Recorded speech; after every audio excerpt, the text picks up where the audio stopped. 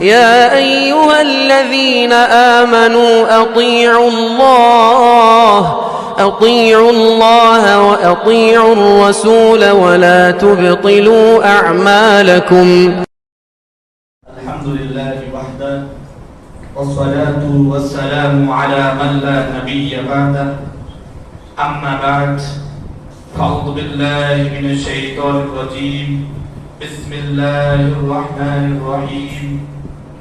يا أيها الذين آمنوا اتقوا الله حق تقاته ولا تموتن إلا وأنتم مسلمون. يا أيها الناس اتقوا ربكم الذي خلقكم من نفس واحدة وخلق منها زوجها وبث منهما رجالا كثيرا ونساء واتقوا الله الذي تساءلون به والأرحام إن الله كان عليكم رقيبا. يا أيها الذين آمنوا اتقوا الله وقولوا قولا سديدا يصلح لكم أعمالكم ويغفر لكم ذنوبكم ومن يطع الله ورسوله فقد فاز فوزا عظيما. فإن أصدق الحديث كتاب الله وأحسن الهدي هدي محمد صلى الله عليه وسلم وشر الأمور محدثاتها وكل محدثة بدعة وكل بدعة ضلالة وكل ضلالة في النار. وقال الله تبارك وتعالى في القرآن المجيد وإذا الموعودة سئلت بأي ذنب قتلت. وقال الله تبارك وتعالى في القرآن المجيد وإذا بشر أحدهم بالأنثى ظل وجهه مسودا وهو كظيم. وقال الله تبارك وتعالى في القرآن المجيد يا أيها الناس إنا خلقناكم من ذكر وأنثى. وقال النبي صلى الله عليه وسلم إنما النساء شقائق الرجال. یا ایھا الناس، اے میرے اسلامی بھائیوں، خواتین اسلام، ملت اسلامیہ کے نوجوانوں، ہر قسم کی تعریف اور توصیف اس اللہ رب العالمین کے لیے لائق اور زیبا ہے. وہ تنہا مالک کے لیے لائق اور زیبا ہے، وہ خالق کے لیے لائق اور زیبا ہے، جنہوں نے ہم تمام کی زندگی کو گزارنے کے لیے سرور کونین کو اس دنیا کے اندر مبعوث فرمایا تاکہ وہ ہم تمام کو راہ ہدایت سے راہ ہدایت کی طرف رہنمائی کرے. آخر الزمان محمد عربی صلی اللہ علیہ وسلم پر درود و سلام نازل ہو. اللہم صلی علی محمد وعلی آل محمد کما صلیت علی ابراہیم وعلی آل ابراہیم انک حمید مجید. اللہم بارک علی محمد وعلی آل محمد کما بارکت علی ابراہیم وعلی آل ابراہیم انک حمید مجید. حاضرین ملت اسلامیہ کے نوجوانوں، خواتین اسلام اور میرے دینی، ملی، سماجی اور معاشرتی بھائی، آج کی اس پرفتن دور میں، آج کی اس حالات میں جو ماحول پیدا ہو چکا ہے، جو عورتوں کے خلاف جو ماحول تیار کیا جا رہا ہے، یہ بہت ہی خطرناک ماحول تیار کیا جا رہا ہے. میرے بھائیوں، آج سے 1400 سال پہلے سرزمین مکہ کے اندر ایک آواز اٹھتی ہے، ایک آواز گونجتی ہے، ایک ندا آتی ہے. نبی آخر الزمان محمد عربی صلی اللہ علیہ وسلم کے ذریعے سے، سرور کونین کے ذریعے سے، افضل البشر کے ذریعے سے، رحمت للعالمین کے ذریعے سے، محمد عربی کے ذریعے سے ایک صدا لگائی جاتی ہے، ایک آواز بلند کی جاتی ہے کہ اے مکہ والو، اب کی بعد اس سرزمین میں خواتین اسلام پر ظلم و ستم کی چکیاں نہیں چلائی جائے گی، خواتین اسلام پر ظلم و ستم نہیں کی جائے گی. معصوم بچیوں کو قتل نہیں کیے جائیں گے، معصوم بچیوں کو زندہ مٹی کے اندر دفن نہیں کیا جائے گا، یہ معصوم بیٹیوں کو جلایا نہیں جائے گا، معصوم بیٹیوں کو آگ کے حوالے نہیں کیا جائے گا۔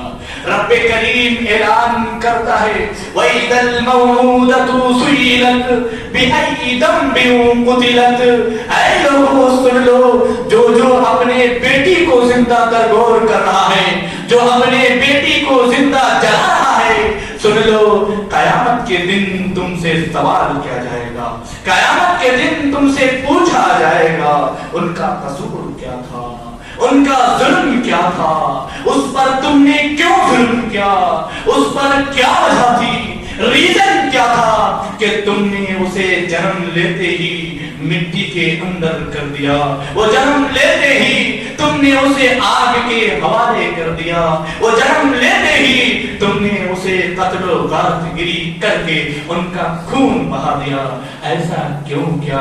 یہ رب کریم سوال تب کریں گے، یہ رب کریم سوال یہ تب اٹھائیں جب مکے کے اندر عورتوں کی عصمت کو تار کیا گیا، جب مکے کے اندر عورتوں کو بیچا اور خریدا گیا، جب مکے کے اندر عورتوں کی عزت کو لوٹا گیا، جب مکے کے اندر عورتوں کی عزت کے ساتھ کھلواڑ کیا گیا، تب یہ سوال اٹھایا گیا تھا کہ عورتوں کا یہ مقام نہیں ہے، ان کی یہ حیثیت نہیں ہے جو تم ان کا مقام بنانا چاہتے ہو، جو تم ماحول کریٹ کرنا چاہتے ہو، جو تم ماحول بنانا چاہتے ہو، یہ عورتوں کا مقام نہیں ہے۔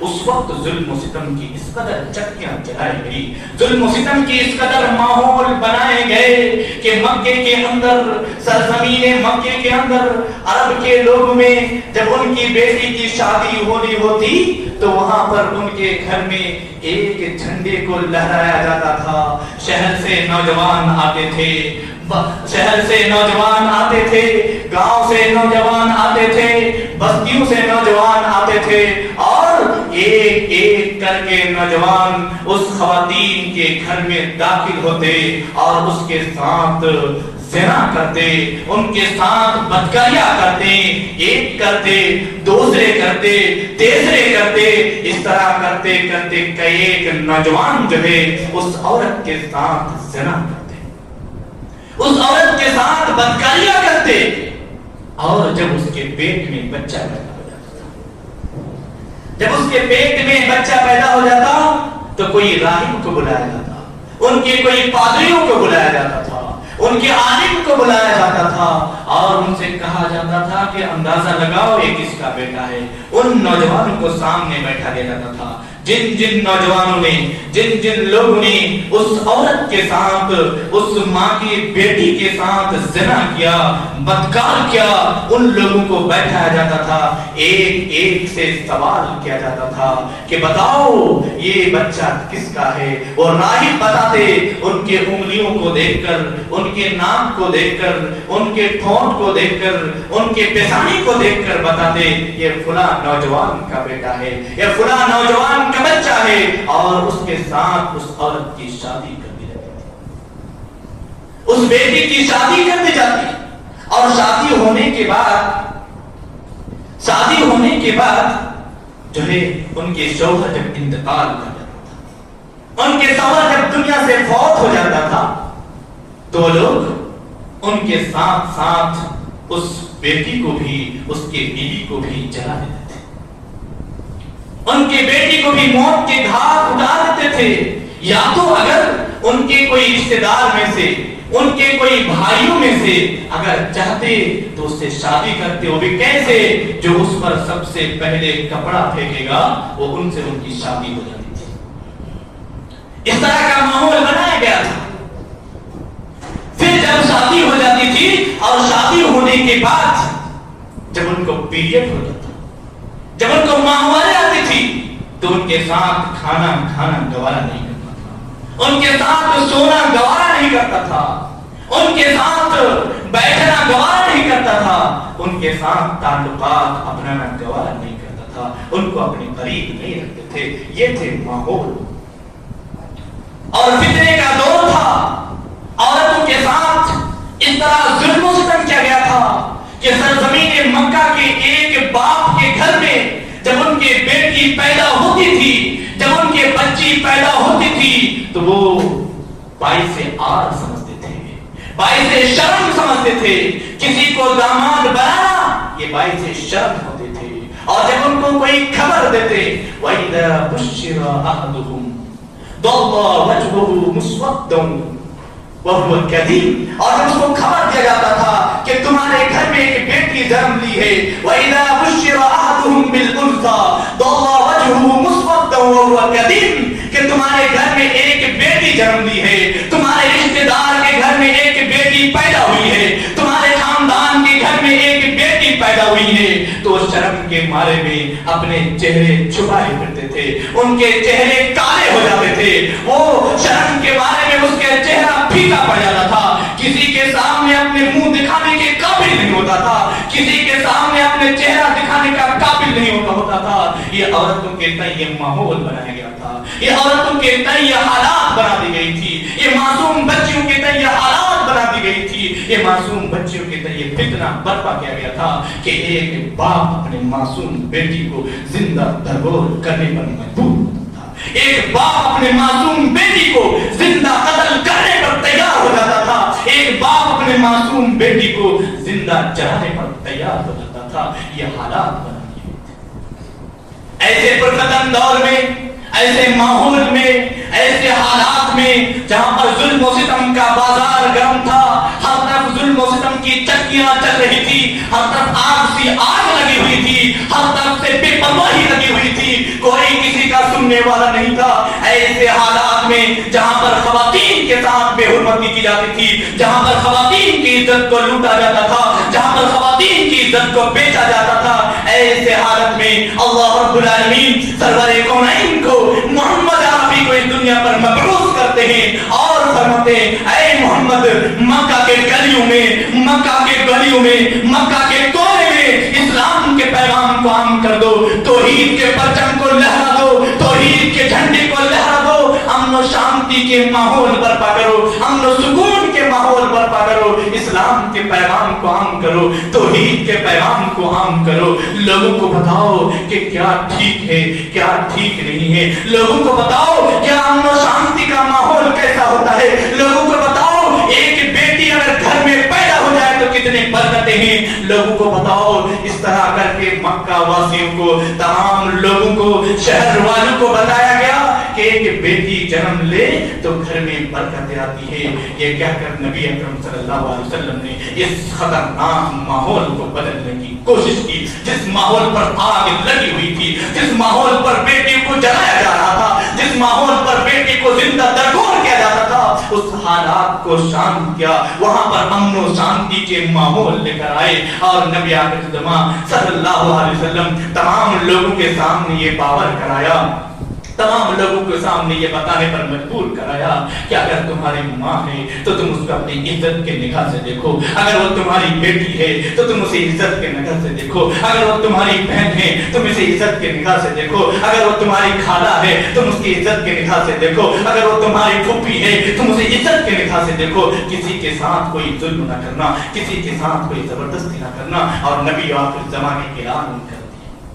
نبی آخر زمانے اعلان کر دیا کہ اے مکہ والو سنو، اے مکہ والو سنو، انما النساء شقائق الرجال، کہ جانتے ہو عورت کا مقام اتنا ہے جتنا تمہارا مقام ہے، عورت کا ویلیو اتنا ہے جتنا تمہارا ویلیو ہے، عورت کی عزت اتنی ہے جتنی تمہاری عزت ہے. پھر رب کریم نے قرآن مقدس کے اندر اعلان کرتا ہے یا ایھا الناس انا خلقناکم من ذکر اے لوگو، میں نے تم کو پیدا کیا ایک ماں سے اور ایک باپ سے، یعنی اگر ماں نہیں ہوتی تو تم پیدا نہیں ہو سکتے، اگر باپ نہیں ہوتا تو تم پیدا نہیں ہو سکتے، یعنی دونوں کی ضرورت ہے. اب سمجھنے کی ضرورت ہے کہ دونوں کا مقام برابر ہے. اگر باپ کا بھی مقام ہے تو ماں کی بھی مقام مقام ہے. اگر باپ کا عزت ہے تو ماں کی بھی عزت ہے. اگر باپ کا ویلیو ہے تو ماں کی بھی ویلیو ہے. تمہیں سمجھنا پڑے گا جس طرح باپ کی عزت کرتے ہو اس طرح ماں کی عزت کرو. اور کوئی نہ کوئی گھر کی بچی ہو وہ کہیں نہ کہیں تمہاری ماں ہوگی, نہیں تو تمہاری بیٹی ہوگی, نہیں تو تمہاری بہن ہوگی,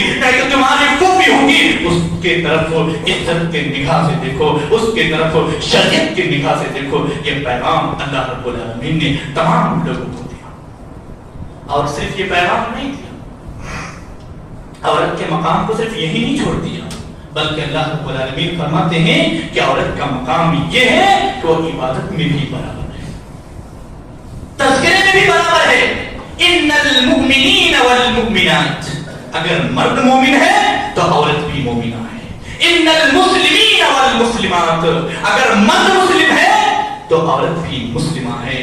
الصابرین والصابرات, اگر مرد صبر کرنے والے ہیں تو عورت بھی صبر کرنے والے ہیں. والقائمین والقائمات, اگر آپ نماز پڑھنے والے ہو تو عورت بھی نماز پڑھنے والی ہے. والحافظین والحافظات, اگر آپ اپنے جسم کی حفاظت کرنے والے ہیں, اگر آپ اپنے شرمگاہوں کی حفاظت کرنے والے ہیں تو عورت بھی اپنے شرمگاہ کی حفاظت کرنے والی ہے. عورت بھی اپنی حفاظت کرنے والی ہے. اگر آپ روزہ رکھنے والے ہیں تو عورت بھی روزہ رکھنے والی ہے. اگر آپ قیام کرنے والے ہیں تو عورت بھی قیام کرنے والے ہیں. ان کا مقام بھی اتنا ہی ہے جتنا تمہارا مقام ہے. اگر آپ یہ سوچتے ہو, اگر کسی کے ذہن میں یہ تصورات ہے, کسی کے ذہن میں یہ خیالات ہے کہ نہیں عورت کا ویلیو اتنا نہیں ہے, عورت کا مقام بڑے نیچے ہے, عورت تو ذلیل ہے, اور ان کی عزت پر آنچ اٹھانے کی کوشش کرتے ہیں, اگر اس کی عزت کو تار تار کرنے کی کوشش کرتے ہیں, تو میں ان سے کہنا چاہتا ہوں کہ آپ اپنے ذہن کو صاف کرو, آپ اپنے فکر کو صاف کرو, آپ اپنے دل کو صاف کرو, آپ اپنے روح کو صاف کرو, کیونکہ آپ کا تعلق کہیں ابو جہل سے تو نہیں ہے, آپ کا تعلق کہیں جہالت سے تو نہیں ہے, آپ کے تصورات کہیں جہالت سے نہیں ہے, آپ کا فکر تو کہیں جہالت سے نہیں ہے. ذہانت والوں کا یہ فکر ہوا کرتے تھے, ذہانت والوں کا یہ تصور ہوا کرتے تھے کہ عورت کا مقام بڑا نیچے ہے, اس کو تو استعمال کرنے کے بارے ہیں, استعمال کرو اور اس کو پھینکو. لیکن میرے بھائیوں, اللہ رب العالمین نے عورت کے مقام کو بھی بلند کر دیا ہے. اللہ رب العالمین نے عورت کے مقام کا بھی ایک بہت عزتدار مقام بنایا ہے. آپ کہتے ٹھیک ہے بھائی, عورت کی عزت کرنی پردے کی چیز ہے, گھر میں رہے, کیا تعلیم حاصل کرنے کی ضرورت ہے؟ میں کہتا ہوں کہ عورت بھی تعلیم حاصل کرے گی. شریعت کی تعلیم صرف مرد کے ٹھیکیدار نہیں ہے, مرد ذمہ دار نہیں ہے کہ شریعت کی تعلیم صرف مرد پھیلائیں گے. یہ مرد کی ذمہ داری صرف نہیں ہے کہ وہ صرف قرآن و حدیث کی تعلیم پھیلائیں گے, بلکہ خواتین حضرات کی بھی ذمہ داری ہے کہ وہ قرآن حدیث کی تعلیم سیکھے. خواتین حضرات کی بھی ذمہ داری ہے کہ وہ شریعت کی تعلیم سیکھے, حدیث کی تعلیم سیکھے, فقہ کی تعلیم سیکھے, اور دنیا کے اندر لوگوں کو بتائیں, اپنے ماؤں بہنوں کو بتائیں, اپنے گھر میں بیٹے کی تربیت کرے, اپنے گھر میں بچے کی تربیت کرے. میں یہ نہیں کہتا کہ آپ اپنے بچے کو جو ہے اسکول کی تعلیم نہ دیجیے, میں یہ نہیں کہتا کہ آپ اپنے بچوں کو جو ہے سائنس کی ڈگری نہ دیجیے. اگر ایک ہاتھ میں قرآن کریم کی تعلیم دیتے ہیں تو دوسرے ہاتھ میں سائنس کی ڈگری دیجیے. اگر ایک ہاتھ میں حدیث کی تعلیم دیتے ہیں تو دوسرے ہاتھ میں پروفیسر کی ڈگری دیجیے. اگر ایک ہاتھ میں شریعت کی تعلیم دیتے ہیں تو دوسرے ہاتھ میں ڈاکٹریٹ کی ڈگری دیجیے. بے شک دیجیے, لیکن آپ کو غور کرنا ہوگا, آپ کی بیٹی گھر سے نکلتی ہے کہیں بے پردہ ہو کر تو نہیں نکلتی ہے, آپ کی بیٹی کہیں بے حجاب ہو کر تو نہیں نکلتی ہے, آپ کی بیٹی جس اسکول میں تعلیم حاصل کر رہی ہے اس اسکول میں کوئی ایجوکیشن تو نہیں ہے, اس اسکول میں مخلوط تعلیم تو نہیں ہے. آپ کی بیٹی کیا کرتی ہے, کب جاتی ہے, کب آتی ہے, کہیں کسی غیروں کے ساتھ وہ بات تو نہیں کرتی ہے. یہ آپ کو دیکھنے کی ضرورت ہے, یہ آپ کی ذمہ داری ہے کہ آپ اپنے بیٹی کے متعلق دیکھو, آپ اپنے بیٹی کے متعلق غور کرو. کل قیامت کے دن اللہ رب العالمین آپ سے سوال کرے گا, وَالرَّجُلُ رَاعٍ عَلَىٰ أَهْلِ بَيْتِهِ, ایک مرد سے سوال کیا جائے گا کہ میں نے تم کو گھر کا ذمہ دار بنایا تھا, میں نے تم کو قوام بنایا تھا, تم نے اپنی ذمہ داری ادا کی کہ نہیں کی؟ تمہاری بیٹی گھر سے بے پردہ ہو کر نکلتی تھی, تم نے غور کیوں نہیں کیا؟ تمہاری بیٹی بے حجاب ہو کر نکلتی تھی, تم نے غور کیوں نہیں کیا؟ تمہاری بیٹی اس اسکول میں تعلیم حاصل کرتی تھی جہاں پر مردوں کے ساتھ تعلیم की जाती है, तुमने गौर क्यों नहीं किया? तुम्हारी बेटी कब आती है, कहाँ जाती है, कैसे आती है, किससे बात करती है, तुमने गौर क्यों नहीं किया? अरे मर्दो, अब रिजालु कव्वामून अलन निसा, मैंने तो तुमको औरतों का मुहाफिज बनाया था, मैंने तो तुमको औरतों का निगहबान बनाया था, मैंने तो तुमको दुनिया में औरतों की हिफाजत करने के लिए भेजा था।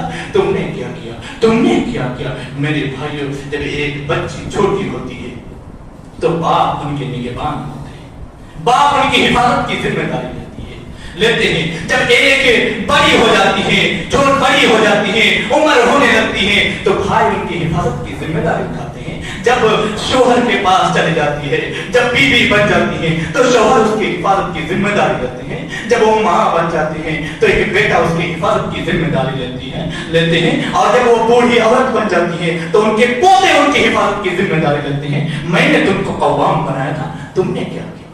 तुमने क्यों नहीं उनके पास गौर किया? आज खवातीन हजरात के साथ ऐसे मामलात पेश आ रहे हैं, आपने गौर क्यों नहीं किया? ये रब्बे करीम कल क़यामत के कोर्ट में आपसे सवाल करेंगे, कल क़यामत के कोर्ट में आपसे पूछेंगे, और माताओं से भी सवाल किए जाएंगे, माताओं से भी पूछे जाएंगे, माओं से भी पूछे जाएंगे, बहनों से भी पूछे जाएंगे। वल मरातु रहियतुन, ऐ खवातीन, मैंने तुमको तुम्हारी बेटी की जिम्मेदार बनाया था, मैंने तुमको तुम्हारे घर की जिम्मेदार बनाया था, तुमने तुम्हारे बेटी की तरफ ख्याल क्यों नहीं किया? तुमने तुम्हारे बेटी को क्यों नहीं देखा? और माओ सुनो, और वालिदैन सुनो, अगर आप अपने बच्चे की सही तरबियत करते हैं, अगर आप अपने बच्चों को सही से तालीम देते हैं, अगर आप अपने बच्चों की सही तरबियत करते हैं, जो बेटी कि अगर आप एक बच्ची की सही से तरबियत कर दें, तो कल क़यामत में आपके लिए जहन्नम से बचाने का सबब बनेगा।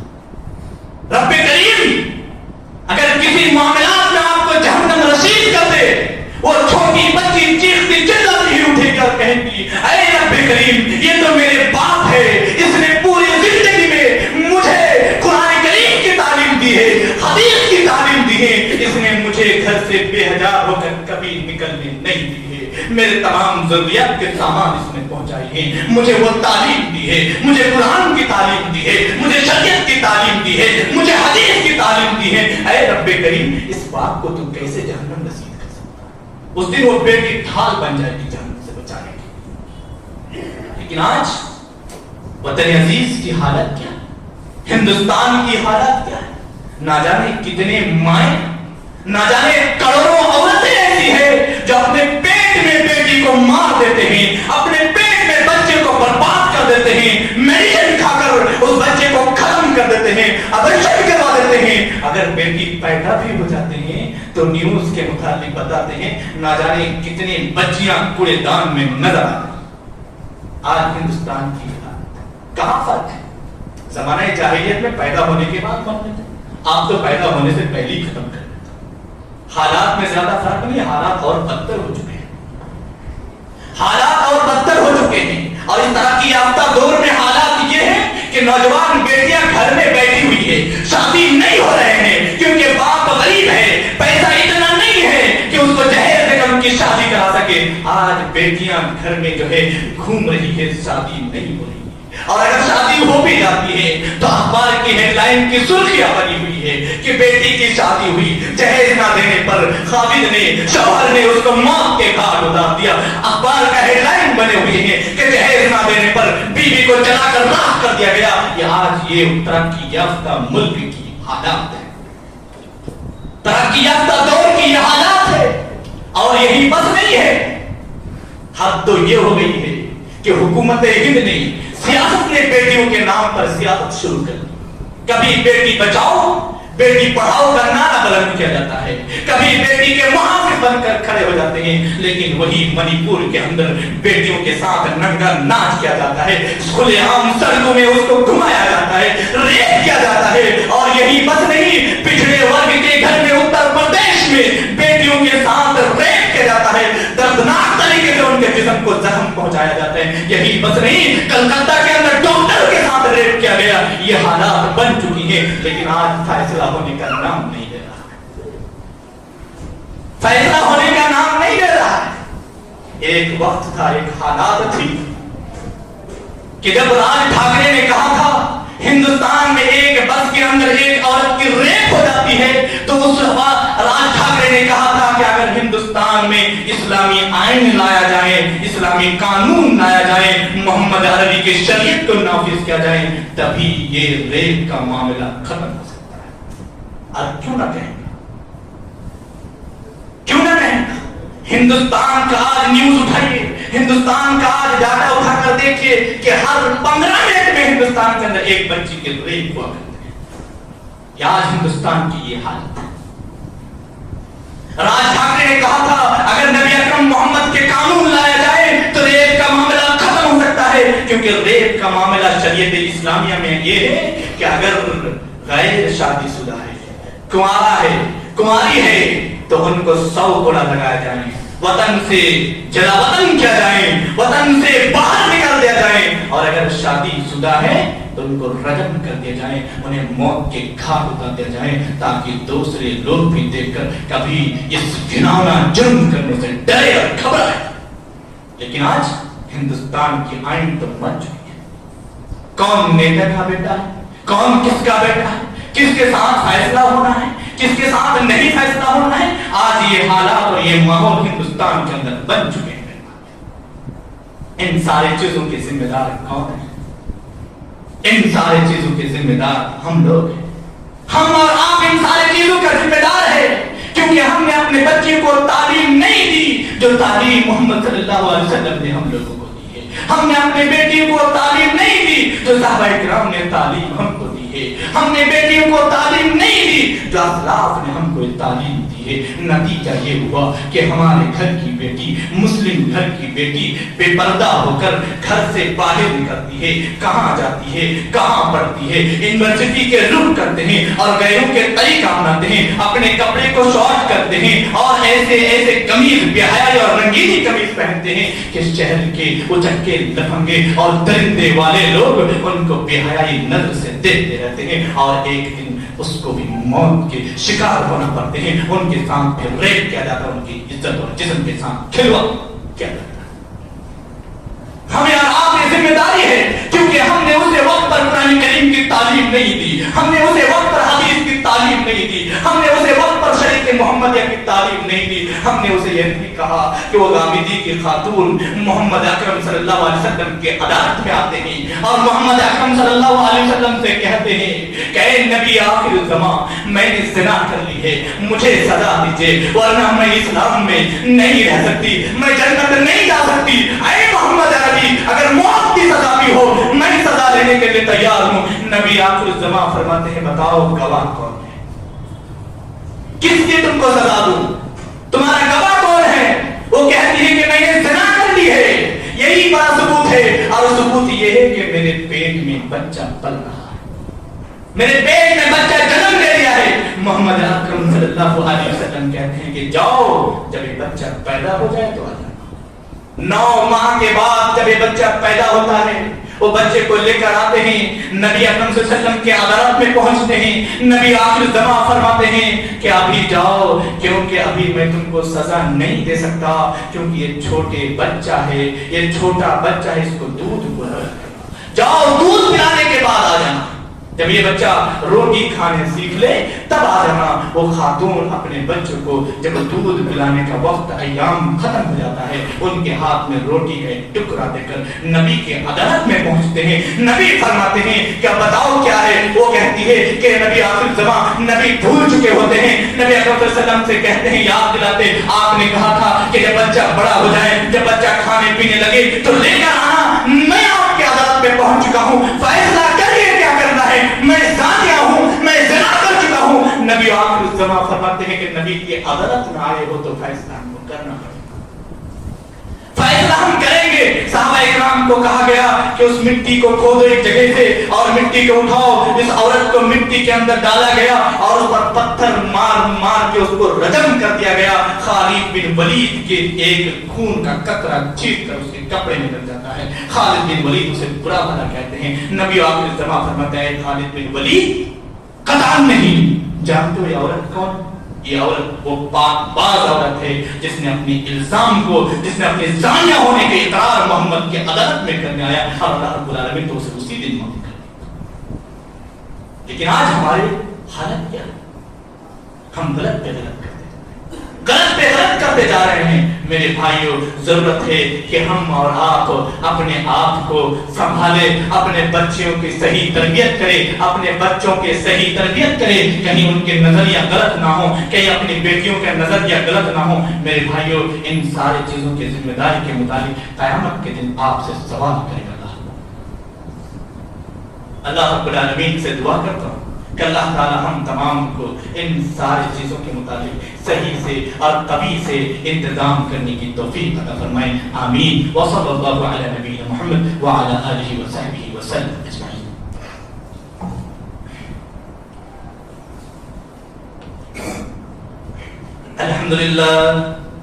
الحمدللہ وحدہ والصلاة والسلام علی من لا نبی بعدہ، اما بعد فاعوذ باللہ من الشیطان الرجیم، بسم اللہ الرحمن الرحیم، صبغۃ اللہ ومن احسن من اللہ صبغہ۔ حاضرین ملت اور میرے اسلامی بھائیوں، حضرت ابو ہریرہ رضی اللہ تعالی عنہ روایت کرتے ہیں کہ ایک دن ایک نوجوان نبی اکرم صلی اللہ علیہ وسلم کے خدمت میں آ کر حاضر ہوتے ہیں، نبی کے عدالت میں آ کر حاضر ہوتے ہیں اور کہتے ہیں کہ نبی محمد، مجھ سے آپ یہ اجازت دو کہ میں زنا کر سکوں، مجھے زنا کرنے کی اجازت دی جائے۔ نبی اکرم صلی اللہ علیہ وسلم فرماتے ہیں آؤ ادھر۔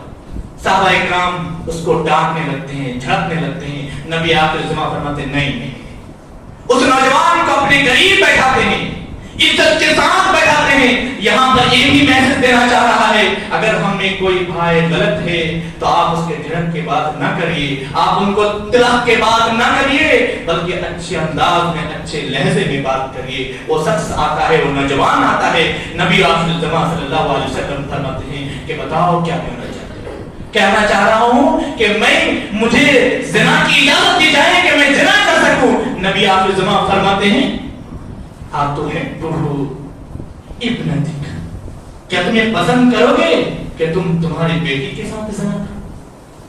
اتحبہ امتی، کیا تم یہ پسند کرو گے کہ تم تمہاری ماں کے ساتھ زنا کرو؟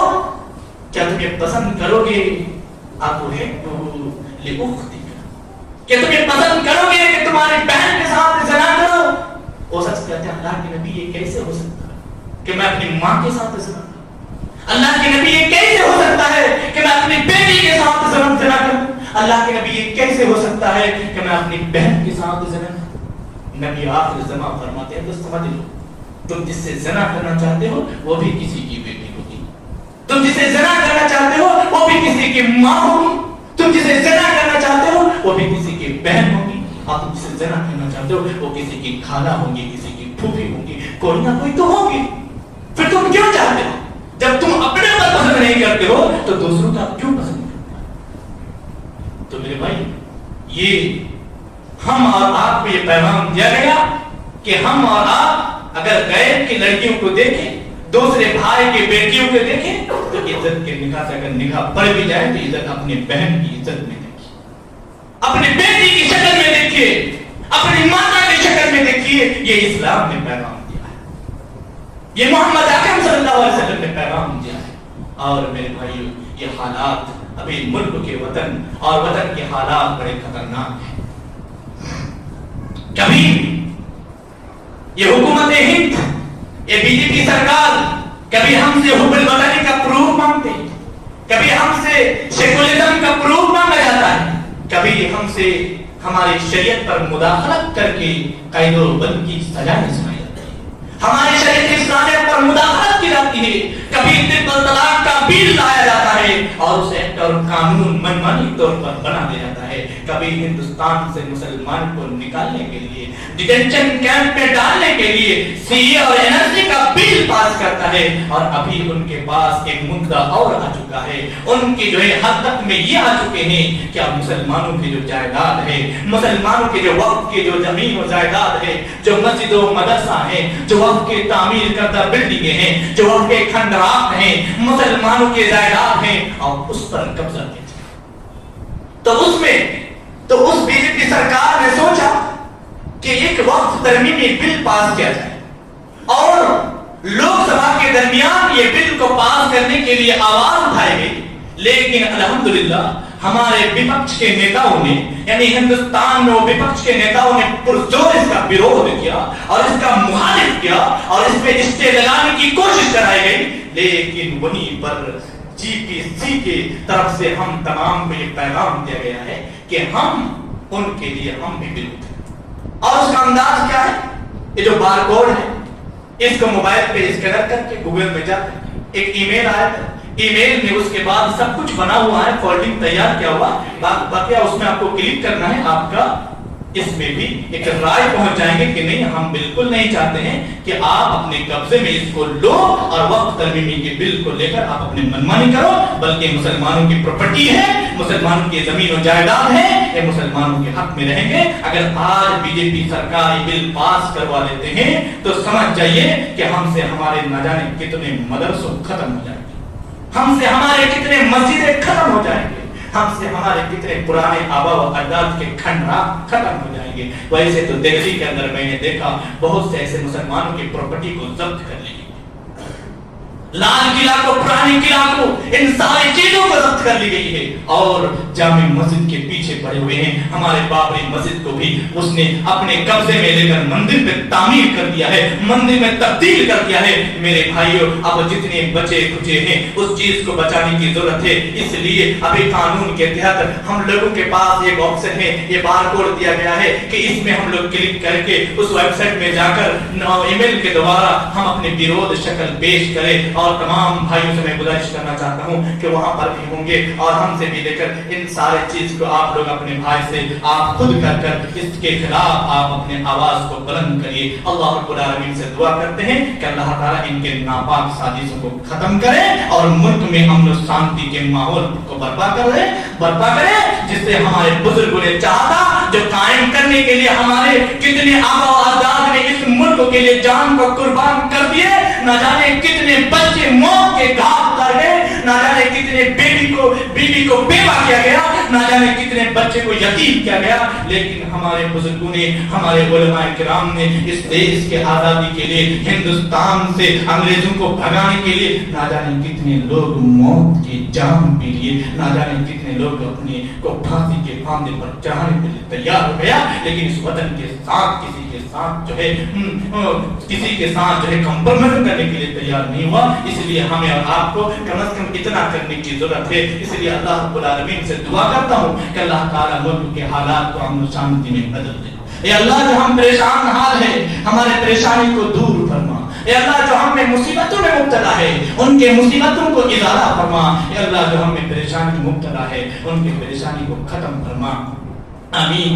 اللهم صل على محمد وعلى آل محمد كما صليت على إبراهيم وعلى آل إبراهيم إنك حميد مجيد. اللهم بارك على محمد وعلى آل محمد كما باركت على إبراهيم وعلى آل إبراهيم إنك حميد مجيد. عباد الله رحمكم الله, إن الله يأمركم بالعدل والإحسان وإيتاء ذي القربى وينهى عن الفحشاء والمنكر والبغي ويعظكم لعلكم تذكرون. ولذكر الله تعالى وعلى وعز وجل وتم وهم أكبر. أقيموا الصلاة. السلام عليكم ورحمة الله وبركاته.